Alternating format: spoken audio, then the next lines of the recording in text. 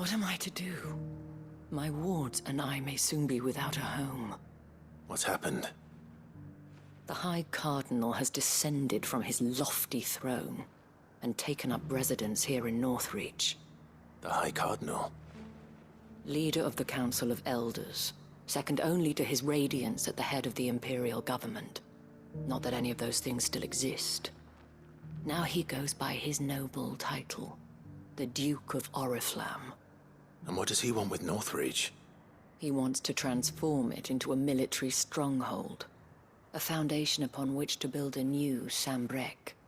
He's already secured the support of the various army remnants, with promises that they shall be afforded the respect they deserve in his empire. One built on the confiscated property of the people. He would rob the populace to pay for it. Believe me, I have used every means of persuasion to discourage him from this folly. But for whatever reason, he will not listen to me. What does Captain Philippe make of this? When the town was under attack, it was him the soldiers rallied around. Couldn't he use that influence again? How? By speaking out against one of the most powerful men in Sambrec. A man whose stated aim is to revive the empire Philippe's comrades swore to serve, and to improve the soldiers' lot within it. The captain can offer them a regular supply of gruel, and an occasional trip to the Vale to help them forget the terrors they face each day. The Duke offers them a vision of strength and safety. No. Any attempt to incite mutiny would cost Philippe the support of his men. If it did not cost him his life. But given the mood around town, mutiny may yet be unavoidable. The people have little appetite for further deprivation. Least of all when it serves only to elevate others. And who could blame them? Clive, would you appeal to the Duke on my behalf? For your services to Northreach, you have the respect of the soldiers, and they will take you to his eminence if you ask them. And unlike Philippe, no bonds of loyalty prevent you from speaking your mind to the man. Well, will you try? You could hardly fare any worse than I did. I'll see what I can do. Thank you, Clive. Tell me then, where will I find this Duke of Oriflamme? In the garrison? Overseeing the troops, yes. All right. Wish me luck.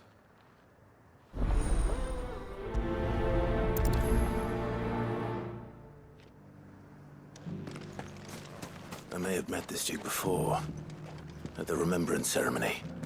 Let's hope I didn't make a strong impression. Hawks.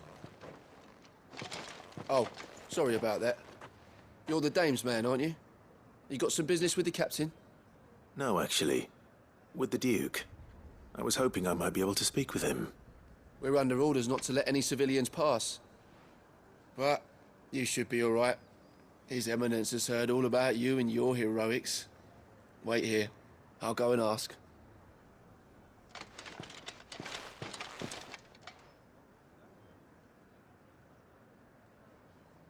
So, you are the sellsword who lent his aid to the garrison. The Empire owes you a debt, and I shall see it repaid. But tell me, is it wealth that you seek, or favor? Neither, Your Eminence. I thought only to inquire about your plan to turn Northreach into a stronghold. Ah, I see.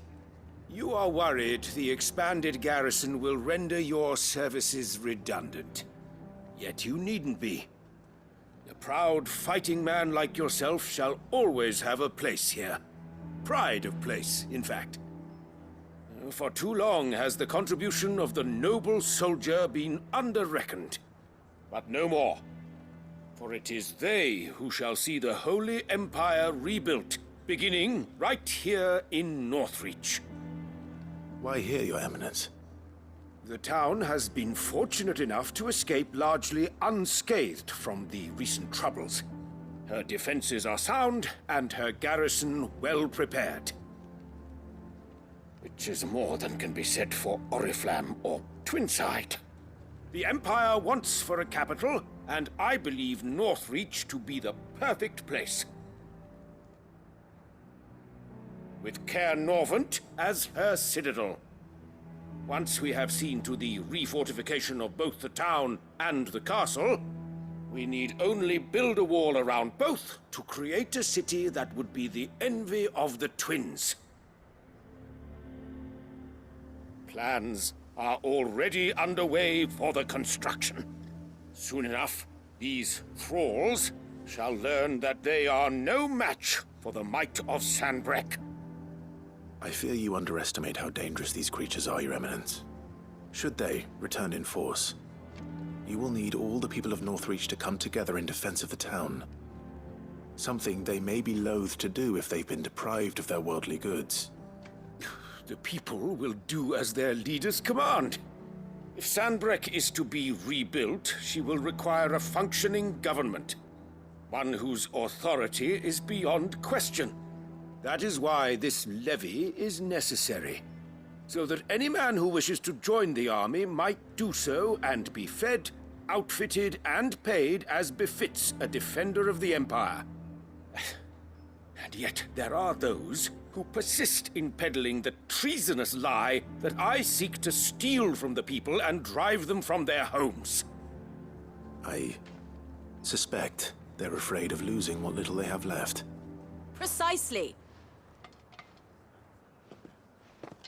The common folk have little and less, and you mean to deprive them of even that. You would sow the seeds of your new empire in your own salted earth. Sabine, we have discussed this. Yes, and I told you then how putting the empire before her citizens would lead only to revolt.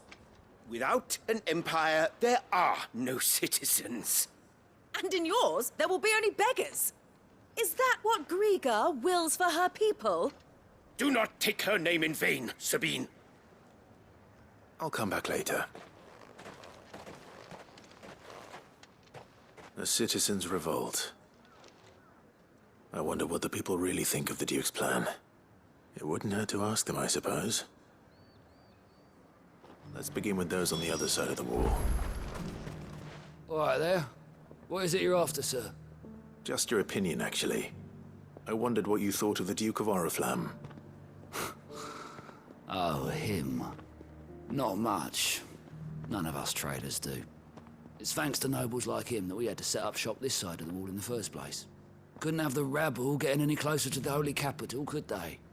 And now he's trying to drive us out completely, threatening to take everything we got from us if we don't clear off. If the dame said she wanted him run out of town, I'd be straight through that checkpoint, tar bucket in hand. I've been hearing a lot of talk about a certain Duke. Nothing good, I'll wager. Going around acting like he owns the place. And with hardly a word to the dame. This is her town, not his. I take it you'd rather she was in charge. As far as I'm concerned, she still is. Just need his eminence to sod off back to Oriflamme. A question, if you don't mind. What do you think of the Duke of Oriflamme? Don't get me started. You build a life for yourself somewhere, earning for some noble to turn up and tell you you've got to hand it all over to him. If he thinks his name and his chains give him the right to empty our purses, he's in for a rude awakening. We'll do whatever it takes to keep what's ours. Whatever it takes. Well, the people seem united enough. What about the soldiers? Excuse me, do you have a moment? I wondered if you'd mind sharing your thoughts on the Duke of Oriflamme. Well, he's made a lot of enemies coming in the way he did. But I mean, look around us. You can see the state the realm's in. The traders might not like having the screws put on them, but if they volunteered a few more of their hard-earned gil before things got bad, maybe they wouldn't have to. I think the Duke's got a point when he says rebuilding the Empire's the best way of making sure we're all protected. And if that means people who don't know one end of a sword from another have to make way for those who do, well, that's just how it goes. You're the one who was talking to His Eminence. On the Dame's behalf, yes. I was trying to persuade him not to take the people's goodwill for granted, but it seems my words fell on deaf ears. What do you think of his plans? I'm a soldier, mate. He tells me what to do, not the other way round. Listen, I've got nothing but respect for the Dame, but I've got a family to look after. That's where my loyalties lie, not with the town or the Empire, but with my wife and children. If the Duke can get us the men and the equipment we need to fight off those blue-skinned bastards, I don't care how he does it. I hear the Duke of Aetherfloods plans to turn this town into some sort of fortress. Do you think that's a good idea? It's not for me to say. All I know is that unless the Emperor orders me otherwise, His Eminence's word is law. Look, no one likes all these taxes and tariffs, but empires don't come for free.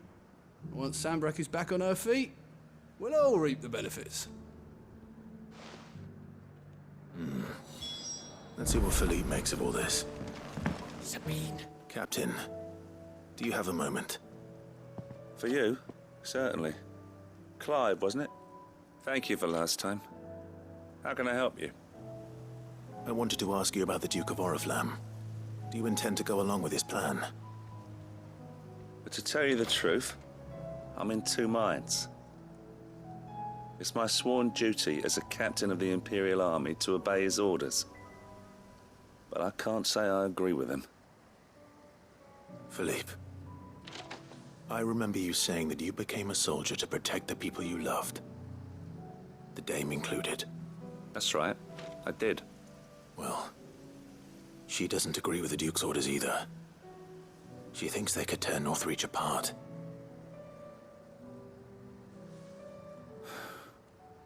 And she's probably right. Thank you, Clive. I know what I need to do now. Protecting the people I love is what matters.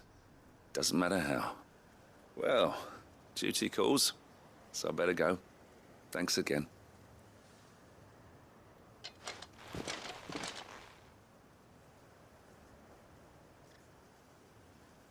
It seems Philippe wants to do the right thing at least. I expect Isabel will be pleased to hear that, if nothing else. Ah, Clive. How did you fare? Were you able to speak with the Duke?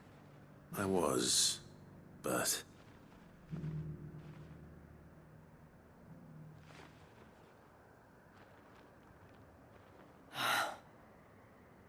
So Northreach is to be a fortress after all. Well, it will certainly help to hold back the thralls. There's no denying that. Though I doubt it will come as much consolation to the townspeople whose worldly goods are confiscated to pay for it. They deserve to be heard, Clive. To have a say in this new empire the Duke means to build.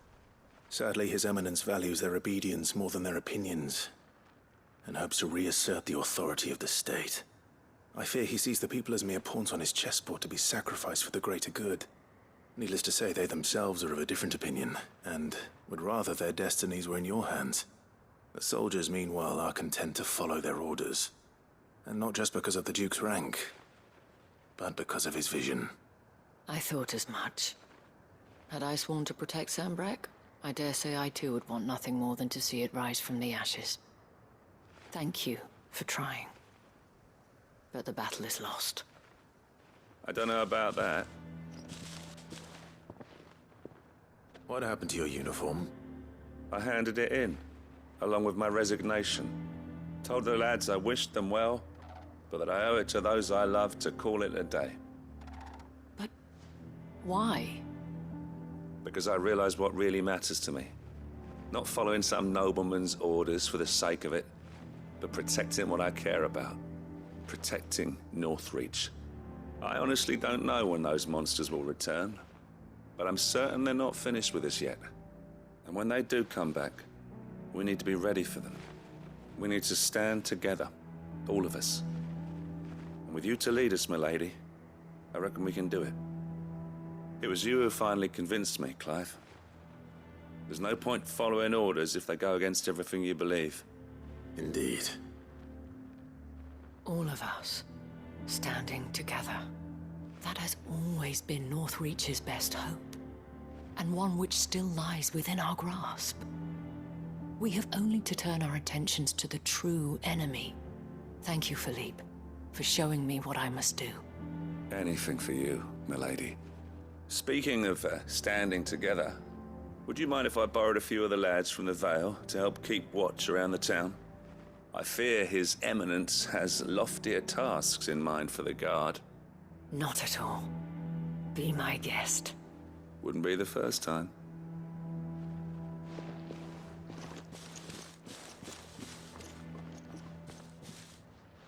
There may be hope for Northreach yet. Especially with men like you and Philippe to champion our cause. I, for my part, shall continue to work upon the Duke, in the stubborn belief that I might still tempt him into joining hands. But I suspect I shall have to call upon your aid again. Until then, Clive. Until then.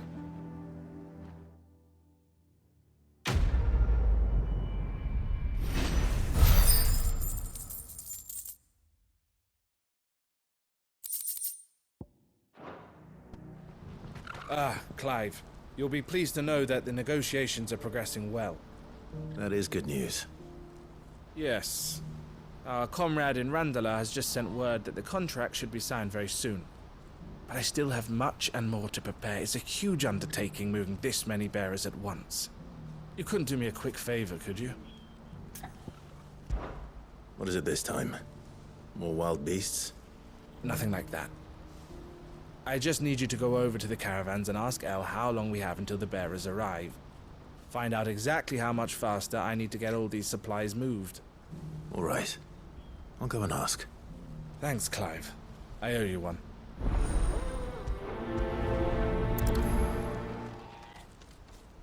Don't blame yourself, El.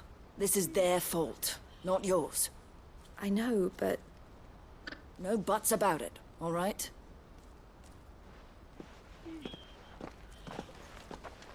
Is something wrong? Vonnie came to give me a message from our intermediary. The talks with the Republican army have fallen through. They've reached an agreement with the Silver Peak Consortium instead. Though prices have fallen of late, we deliberately offered above the going rate to try and deter other bidders. But the Consortium offered double what we did, and the army jumped at the chance. And you had no opportunity to make a counteroffer? None at all.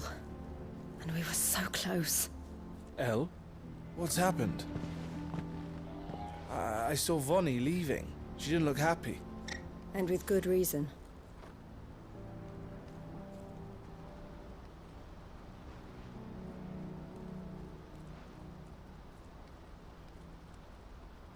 But I thought we were the only ones the Fist was speaking to about the bearers.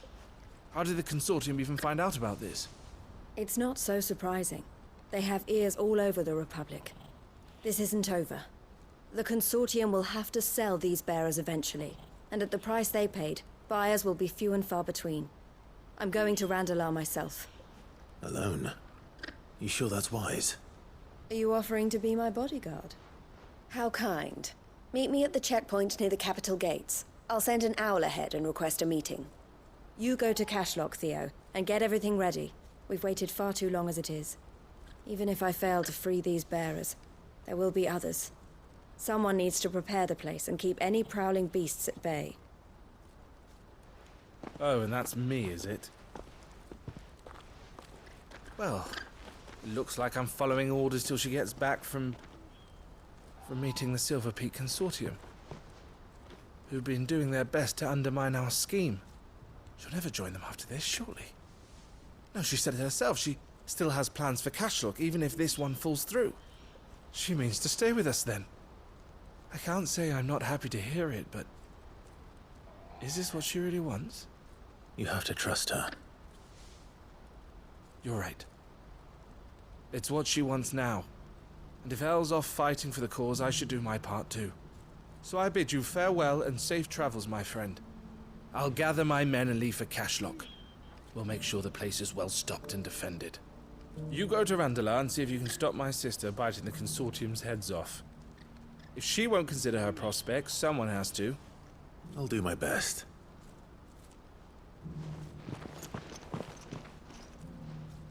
All right. To Randalar, then. I'd better not keep Eloise waiting. I hope I didn't keep you waiting. Did you arrange to speak with the consortium? Here they are now. You wish to consult with me? I did. It's about the bearers you recently purchased from the Fist. We had all but finished making arrangements to buy them ourselves, and then you stepped into the fray. You misunderstand. The consortium had an interest in purchasing them from the very first. It was only our regard for you that kept us from bidding. But your hesitancy in accepting our offer to you suggested that the regard was not mutual. And so we resumed our business. I did not hesitate. I am simply not inclined to make such decisions without first giving them due consideration. But what is done is done. Come then. How much do you want for them? Alas, you are too late yet again. We rarely take on such unconventional merchandise without a purchaser in mind. The bearers belong to him now. Who is your buyer? A trader from across the water. A most demanding fellow, if it's any consolation. He insisted the bearers be fed, dressed, even given their own bunks for the voyage over. That's what you get when you deal with continental types. I wouldn't know. Oh yes, the culture on the continent is quite different to ours. They pay good money for bearers not fit for the knacker's yard, and treat them like kings. But as long as they pay... That does sound unusual.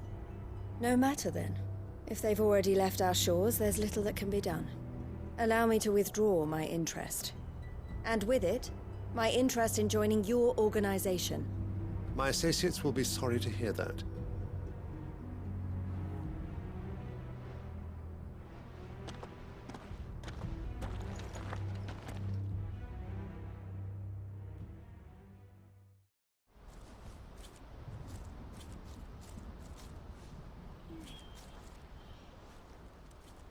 I'm sorry you weren't able to save them. As am I. But I only have myself to blame. He was right, you see. The Silver Peak Consortium did intend to buy those bearers before I did. Their representative hinted at a possible purchase when he came to recruit me. I feigned interest in joining them in the hope he might be encouraged to tell me more. And he did just that. As soon as he left, I sent my own offer to Randalar. So you never... No. I entertained the Consortium's proposal solely so I could learn more about those bearers. But I was a fool to think they wouldn't find out. I knew exactly who I was dealing with. You tried. I did. And if what he said was true, the bearers are to be well treated. Which is something, at least. But they deserved more. I wanted so badly to see them freed. Eloise! Eloise! Word from Cashlock. The village is under attack. A pack of beasts have come down from the mountains, and there's a dragon at its head. Theo and the others are trying to hold them off as best they can, but the odds are against them. They need help, and fast. Theo! I'll go on ahead. Thank you, Clive. I'll gather some men and join you there. Just...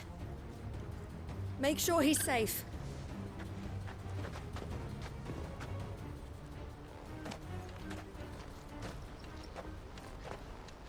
Hold on, Theo. I'm coming. Where's Theodore? Upriver!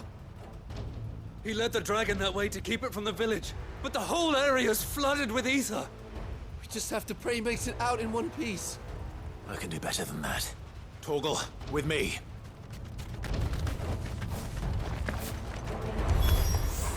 Damn it. The earth is too thick. These creatures have already turned.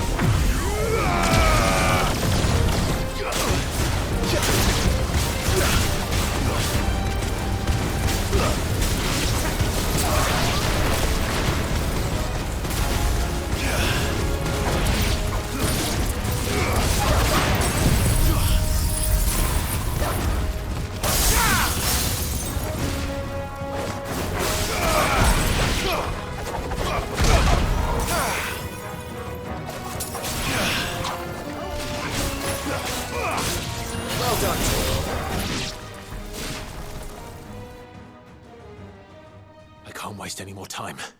I need to find Theodore before that dragon does.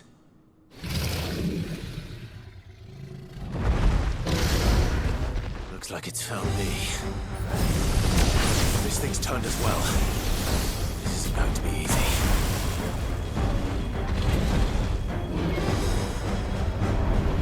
No good. That's better.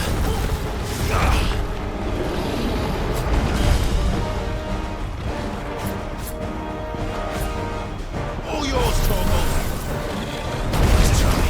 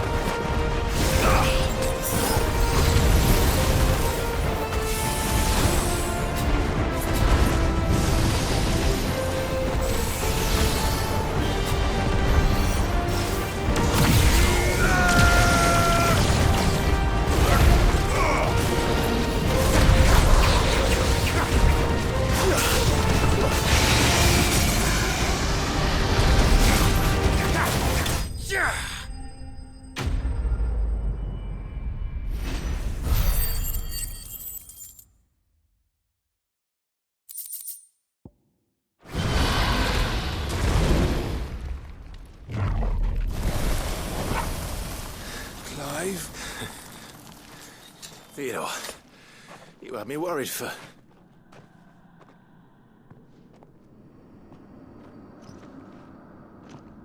We have to get you out of here.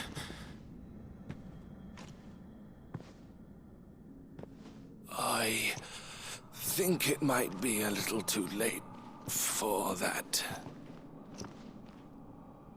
Bearer or no, there's only so much ether a man can take, and that Drake just wouldn't let me leave.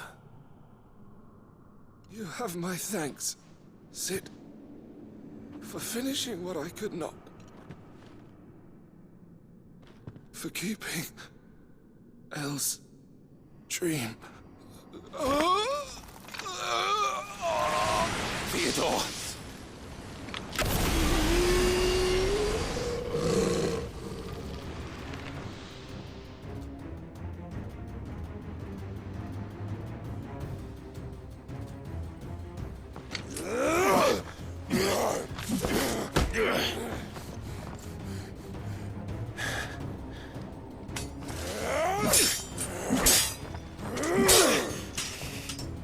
Don't make me do this.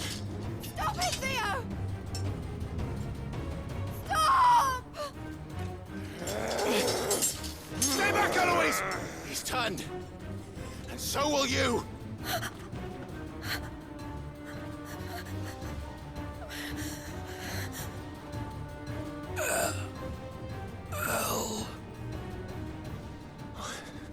Theodore.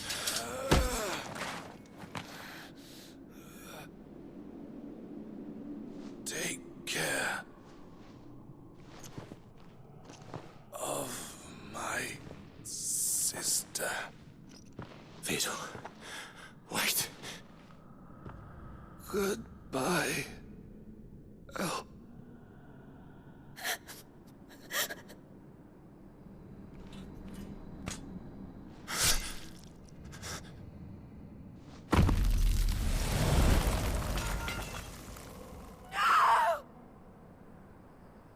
Theo! Theo!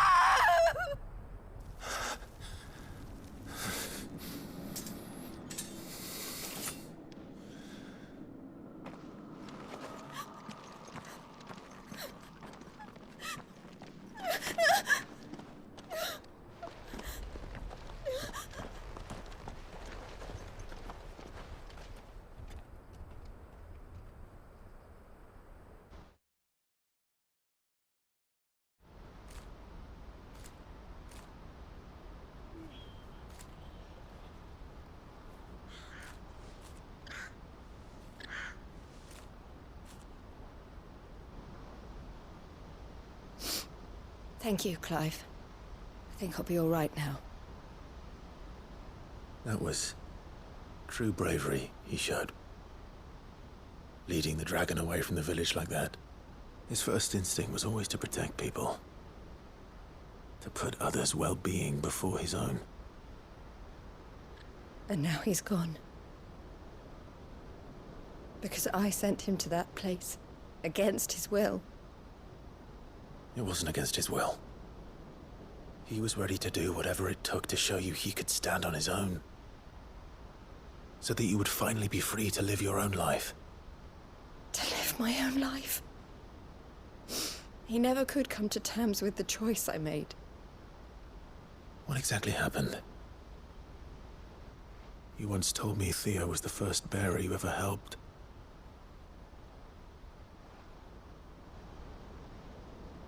We grew up in Canva. We were born to one of the great trading houses. And I was chosen to inherit the family business. I had my father's head for figures, you see. Theo did not. While I studied the art of commerce, he played at soldiers instead. A late bloomer. In more ways than one. For unlike most bearers, it wasn't until his 15th summer that his powers awakened. My parents tried to drive him out of the house and into the care of the constables. But before they could, I took him into mine. Theo told me something else. He clearly admired your devotion to the cause of freeing others like him from slavery. But he said you deserved a better life than this. He wanted to free you from what he called your bonds, just as you freed him from his. I would be lying if I said I had not wondered from time to time how much easier my life might have been if I had allowed Theo to be taken and devoted myself to the family business instead.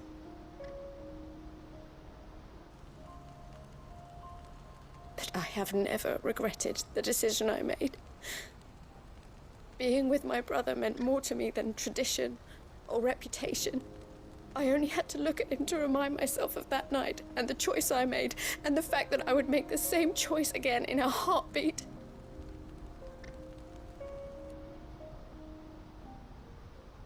He was never a burden. How could he even think that? If anything, I was the one who weighed him down. You weren't, Eloise. He said it himself, that he had always been grateful to you for saving him, and that he wanted to repay you by letting you live the life you were denied. Neither you nor Theo weighed each other down. You loved one another. You did whatever was necessary to continue living your lives together, and you always would have. You're right. All I ever wanted, all I ever did, it was so we could be together. Oh, Theo, why did you have to...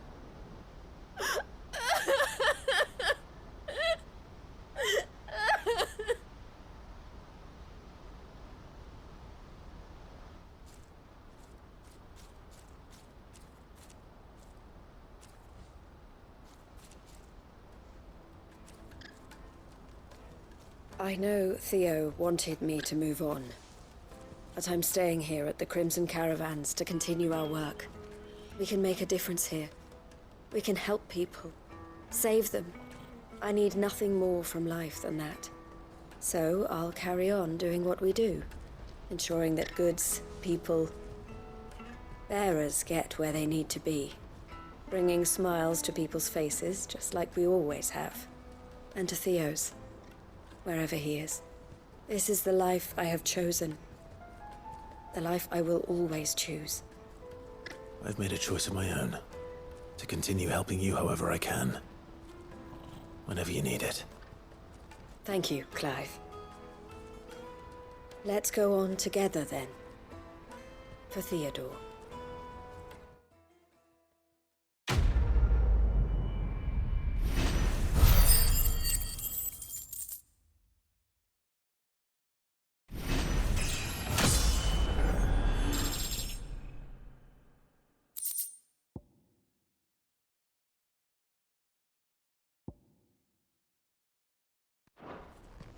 Lord Rosfield, is there aught the Undying might assist you with this day?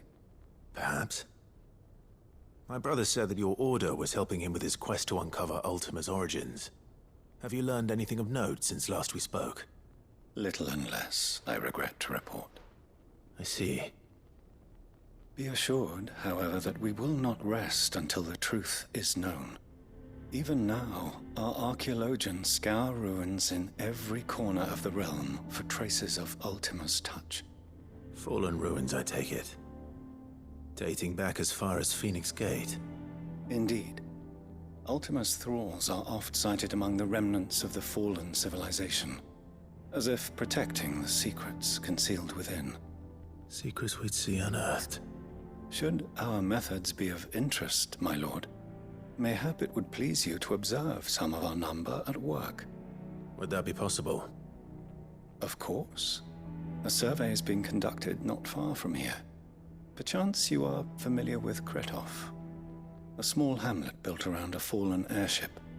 I was due to visit my colleagues there to collect their preliminary findings, but if you would consent to do so in my stead, I'm sure that they would be honored to relate any discoveries they have made to you directly. All right. I'll go and meet with them. They will be most gratified, I am sure. Might I suggest you take the road through Titan's Wake? It will lead you straight to the village after but a short walk. Thank you. I will.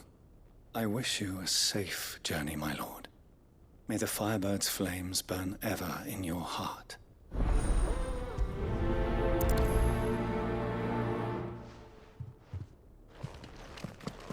A village built around an airship. Sounds like another Lost Wing. I hope the inhabitants are just as friendly.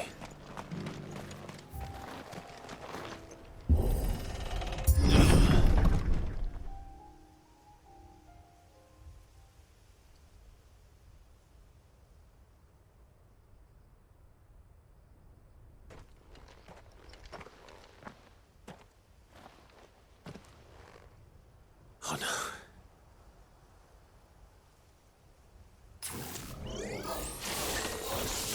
You'll pay for this. There may still be survivors.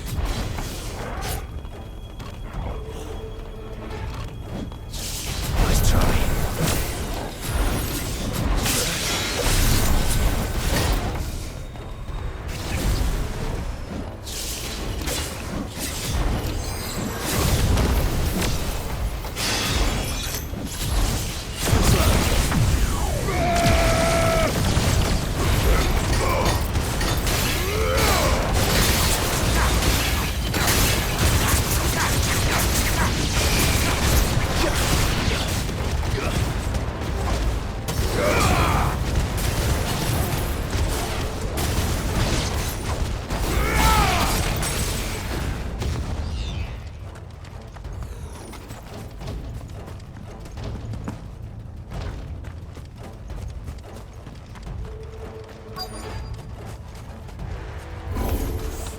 Whatever that thing is, I'd say it's their leader.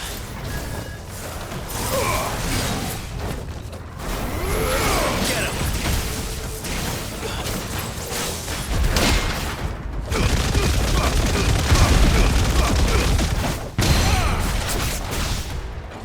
All your call. Over here!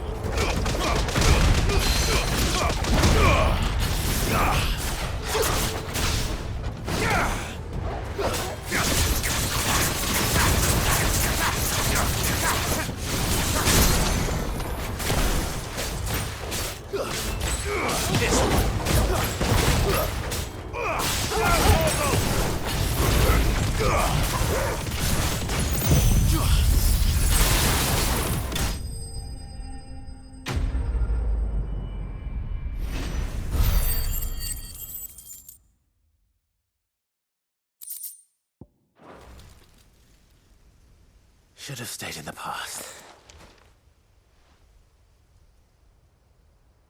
These must be Cyril's colleagues. You have our thanks, stranger. Who are you? Ah, forgive me, my lord. I did not recognize you. You are Lord Rosfield, are you not? We are archaeologians, tasked with surveying this site. When the echoes appeared, our brothers here occupied their attentions. Thanks to them, and to you, we were, for a mercy, able to see our duty to its conclusion. You call that a mercy? Your brothers might still be alive if you put their safety before your duty. Surely this survey wasn't worth dying for. We are charged with uncovering Ultima's origins.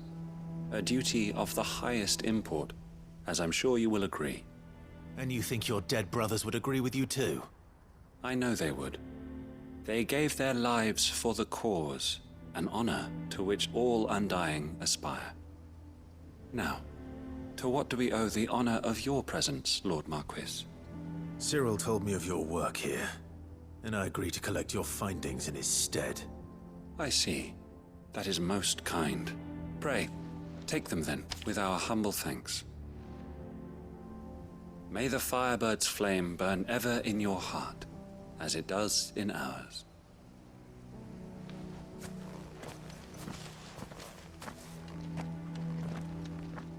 one thing to lay down your life for another. But for a survey... I suppose I'd better get this back to Cyril. Ah, you are returned, my lord. I collected your colleagues' preliminary findings. Here, take them.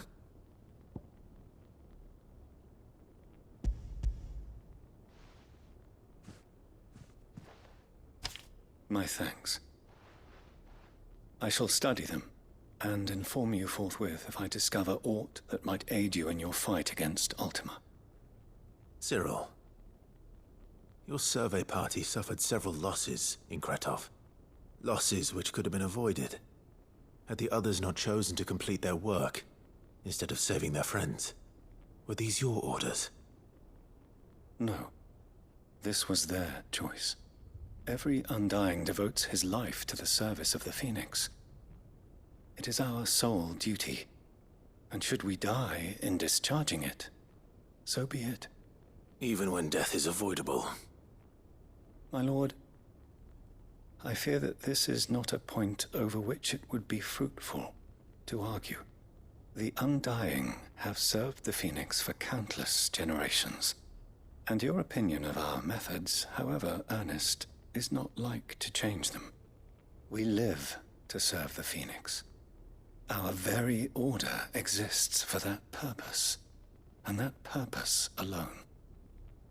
Cyril, I know that you and your brethren answer only to Joshua, but allow me to offer you a word of advice. It does not further the cause of the Phoenix to have his loyal followers surrender their lives without good reason. Provide your survey parties with an escort, that they might live to do their duty for years to come. Think not only of how you can serve the Phoenix, but how Joshua would want you to serve him. Please. For all our sakes. I thank you for your advice, my lord. If you will permit me to respond, our faith in his grace, Joshua Rossfield, is absolute. And we of the Undying will do what we believe is right to fulfill our duty unto him. As first shield to the Phoenix, I am sure you understand what it means to do one's duty. I do. Then we are of the same mind. And it is my hope that we may continue to do our duty together.